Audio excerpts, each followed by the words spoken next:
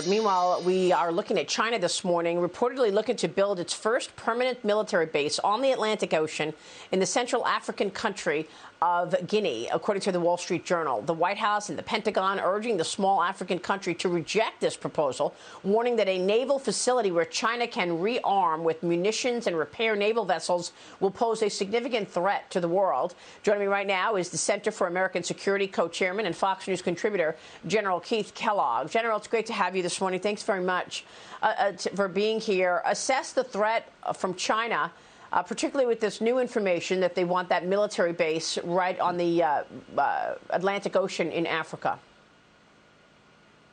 Yeah, Maria, thanks for having me. Look, China is an adversary by every definition of the world. They're an economic adversary, they're a cultural adversary, they're a military adversary, and this just proves it. And what they're doing is they're thinking strategically. They're looking at both sides of Africa. You know, recently they built a base in Djibouti, which gives them the capability to control access to the Suez Canal.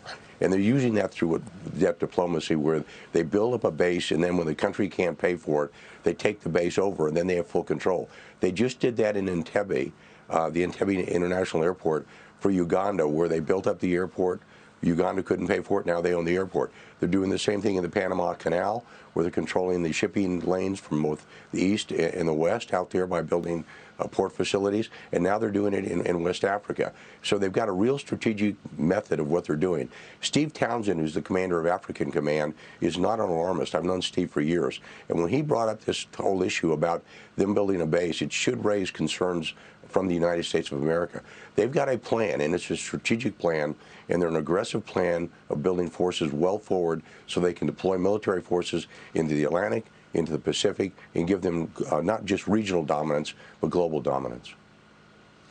Yeah, that's absolutely right. And I've reported about the base in Djibouti many times. In fact, they followed the United States in terms of building that base after the U.S. had a base in Djibouti. What should the United States do about it? I mean, obviously, our adversaries are smelling weakness, General. You know, you've got this call that's going to happen tomorrow between Joe Biden and Russian President Vladimir Putin.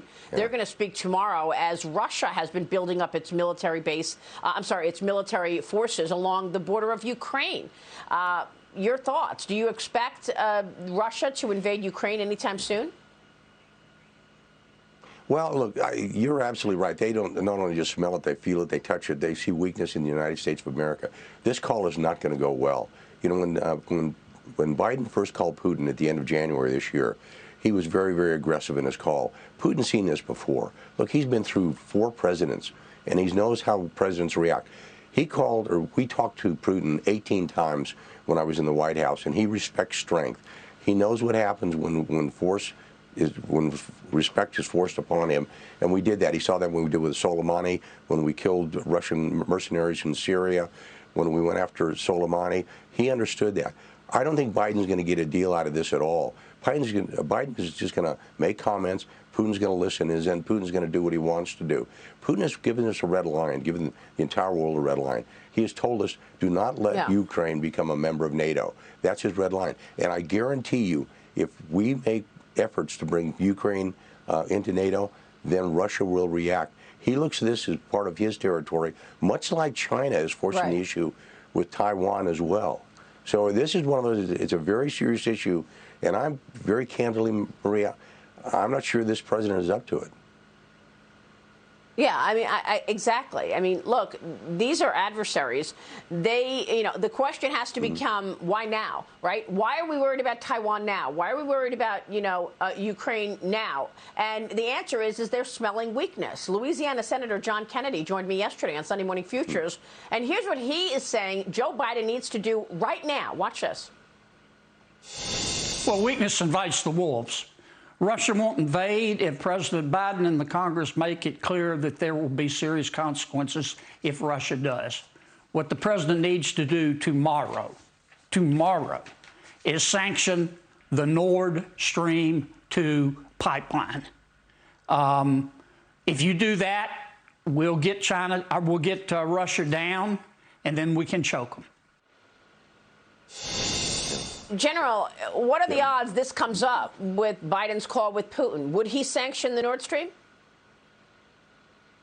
Yeah, well, he should. That's what we did under the Trump administration because we saw that was a real weakness. But look, here's what else Biden needs to do. He needs to pick up the phone and call our NATO allies and all our friends in Europe and say, look, this is in your backyard. You've got a major interest here, and you need to push forward on building up your military capacity and actually going into Ukraine if necessary.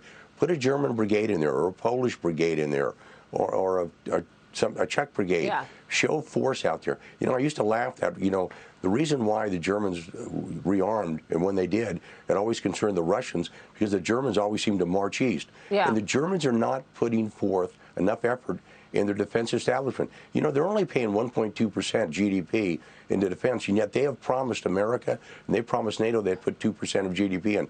They're the ones pushing the Nord Stream 2 pipeline, and they're going to get 80% of their liquid natural gas through Russia. So, I mean, this is a huge European issue. So Biden not only needs to push Putin, Biden also needs to push all of the alliance, the European Union, in Europe as well, to contribute more to Ukraine's support.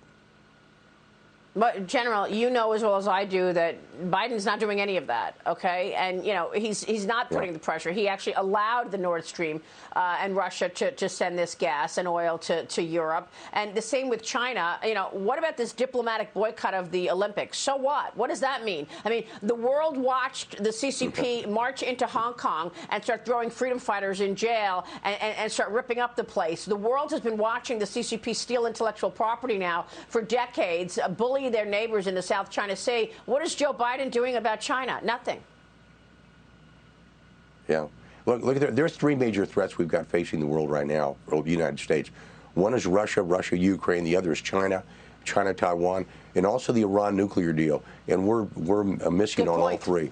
We're not pushing the envelope on all three. Well, we're begging them, Well, we're begging them to do a deal, obviously. General, I hope you'll come back soon. There's a lot to talk about here, and we really need to get into it. To communicate all of this to our audience, General Keith Kellogg, thank you so much for your service and for joining me this morning. We will keep watching all of these worrying adversaries.